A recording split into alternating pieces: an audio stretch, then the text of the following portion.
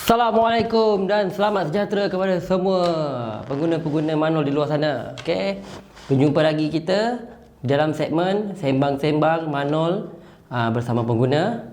Okey, dalam video ni Manol akan ceritakan dan terangkan secara ringkas berkenaan dengan topik base oil. Okey, apa tu base oil? Kenapa perlunya base oil ni? Okey, base oil ni dia adalah bahan asas kepada penghasilan minyak enjin. Dia sudah diblend di antara base oil dan juga aditif. Okey, kalau kita tengok dalam sebotol minyak enjin 75% sehingga 85% kandungan adalah base oil. Okey, selebihnya adalah aditif. Okey, terdapat 5 jenis atau 5 grup 5 grup base oil yang terdapat di dunia. Okey, kalau kita tengok pada jadual yang tertera okey, ada 5 grup di hadapan anda ni. Okey, ada grup 1, grup 2, grup 3, grup 4 dan juga grup 5. Di mana dia dibezakan melalui dia punya kaedah penghilangan manufacturing process, dia punya saturated level dan juga sulfur level dan juga viscosity index. Okey. Okey, grup 1, 2 dan 3 berasaskan daripada bahan crude oil ataupun daripada bahan cari-gali petroleum. Ianya diproses menjadi grup 1, grup 2 dan juga grup 3.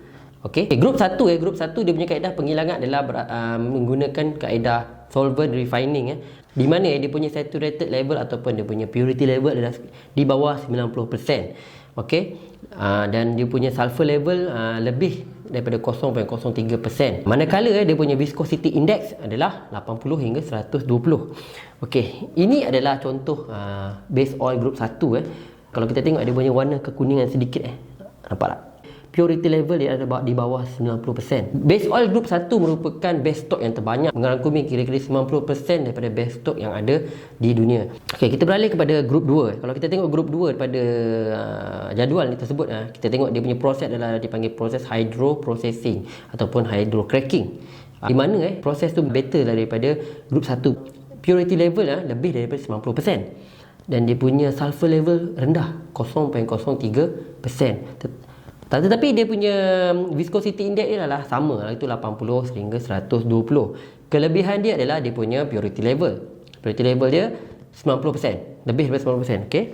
Di sini ada contoh dia punya group 2 base oil Dia punya warna tu kalau kita tengok sedikit jernih sikit daripada group 1 tadi So dia punya purity level dia tinggi daripada group 1. Okey, beralih kita kepada group 3 Group 3 ni dia menggunakan kaedah proses dipanggil severe hydrocracking ataupun catalytic dewaxing. Di mana dia punya purity level memang tinggi, lebih daripada 90%, ada yang sehingga 99.9%. Manakala dia punya sulfur level dia rendah, 0.03%. Dan kelebihan paling utama adalah group 3 ni adalah viscosity index. Di viscosity index untuk group 3 ni adalah lebih daripada 120. Okey. Apa kelebihan bila minyak mendapat viscosity index yang tinggi? Okey, ini penting kerana viscosity index yang tinggi memberi kelebihan kepada minyak supaya ia tahan atau retain daripada menjadi nipis semasa suhu operasi yang tinggi pada enjin. Itulah kelebihan bila minyak yang memiliki viscosity index yang tinggi. Untuk grup 4 grup 4 ni punya proses dipanggil chemical reaction ataupun synthesizing.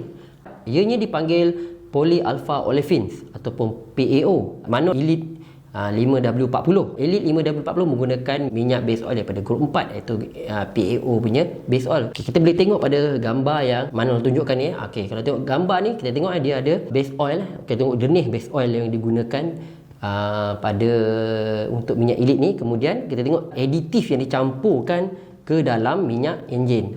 Hasil blending tu akan mendapat minyak yang kita gunakan pada Manol Elite 5W40. Okey, untuk grup 5 kalau kita tengok pada jadual ni, grup 5 adalah selain daripada grup 1, 2, 3 dan 4. Okey, di mana dia merupakan memang 100% dihasilkan dalam lab ester additive merupakan minyak daripada grup 5. Okey, kalau kita tengok Manol menggunakan minyak base oil dia punya purity level dia lebih daripada 90%. Kalau kita tengok pada kejernihan ni, kita boleh dia adalah 99%. Dia punya purity. So dia punya viscosity index dia sangat tinggi. Kalau kita tengok pada gambar yang mana tunjukkan tadi itu yang elite campuran elite tu, kita boleh tengok jernihnya minyak base oil yang digunakan. Ini adalah committednya Manol dalam menghasilkan minyak enjin terbaik untuk pengguna. Untuk grup 3 ni ada dua perbezaan di antara North America punya market dengan juga dan juga Europe punya market, terutama Germany di mana grup 3 di North America dia dipasarkan sebagai fully synthetic ataupun sintetik, tetapi bila dia di Eropah ataupun di Jerman, dia tidak boleh dianggap sebagai sintetik. Dia adalah part sintetik ataupun semi sintetik. Sometimes grup 1, 2 dan 3 ni adalah dikelaskan sebagai mineral. Tetapi grup 3 ni sebab dia punya viscosity index dia tinggi, dikelaskan sebagai synthetic part, HC synthes. Kalau kita tengok HC synthes tu bermaksud dia menggunakan base oil daripada grup 3. Dia adalah sintetik sebenarnya untuk selain daripada itu kalau kita tengok pengeluar minyak enjin dia orang selalunya mencampurkan blending di antara base oil yang ada ni, untuk mendapatkan beberapa kriteria yang diorang perlukan, antaranya untuk mendapatkan kelebihan daripada segi purity dan juga viscosity index yang tinggi.